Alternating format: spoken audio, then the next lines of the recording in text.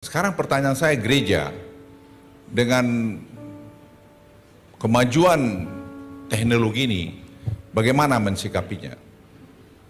Nanti anak-anak muda atau cucu-cucu bapak-bapak atau ibu-ibu sekalian bisa bertanya karena semua bisa dijawab oleh AI.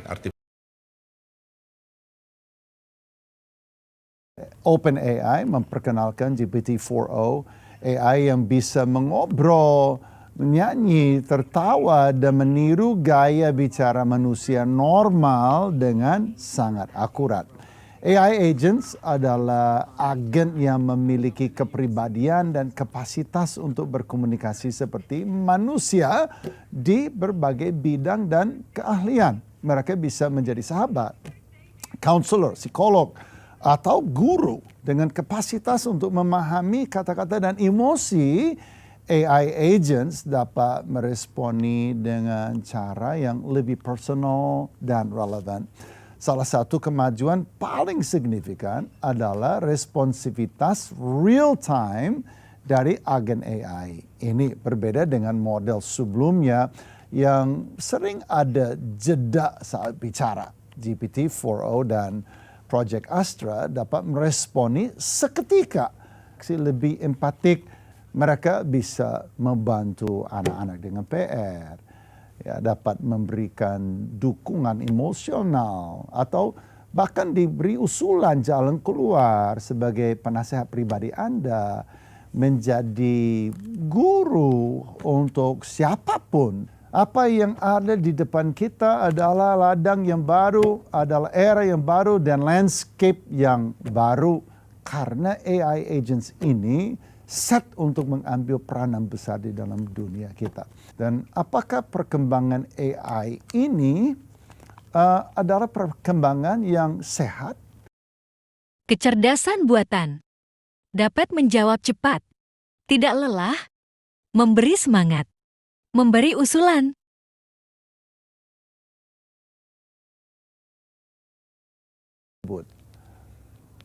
Ya, mungkin kalau kita lihat AI dalam konteks pendidikan misalnya Pak, tadi Bapak menyebut tentang pendidikan, kita coba bisa melihat sisi baiknya dulu gitu ya. Yang pertama, personalized learning.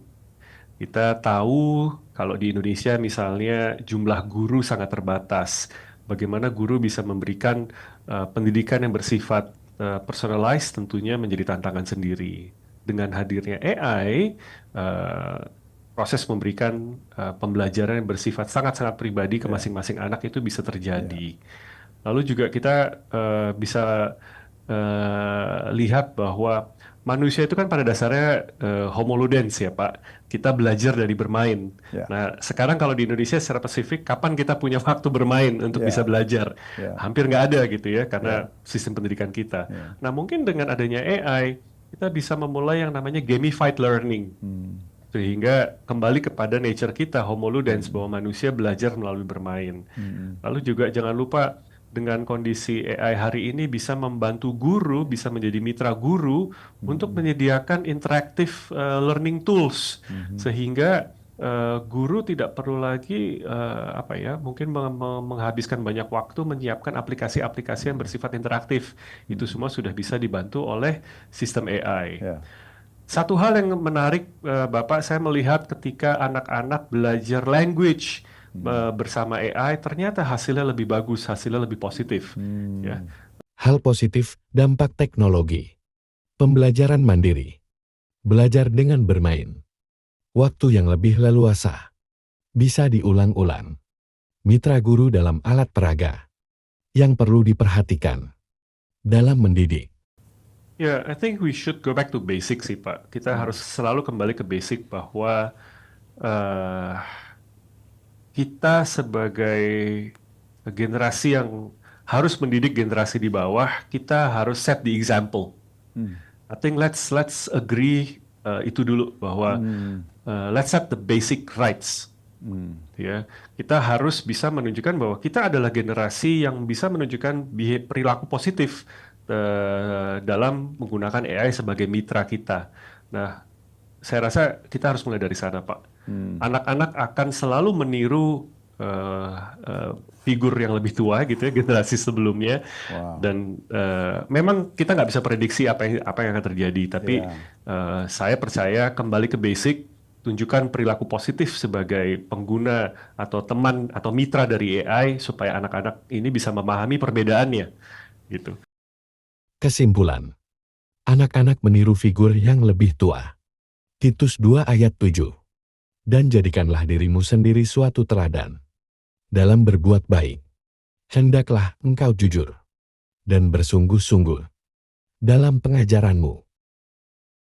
Setiap kita harus tetap menanamkan nilai-nilai firman Tuhan yang kuat ya di dalam kehidupan anak-anak kita dan juga diri kita ya, dan kita jangan membiarkan teknologi mengambil peranan Tuhan dalam kehidupan kita. Sediakan waktu membahas firman Tuhan. Dan seperti pada Ulangan 11 ayat 19, kamu harus mengajarkannya kepada anak-anakmu dengan membicarakannya apabila engkau duduk di rumahmu, dan apabila engkau sedang dalam perjalanan, apabila engkau berbaring, dan apabila engkau bangun.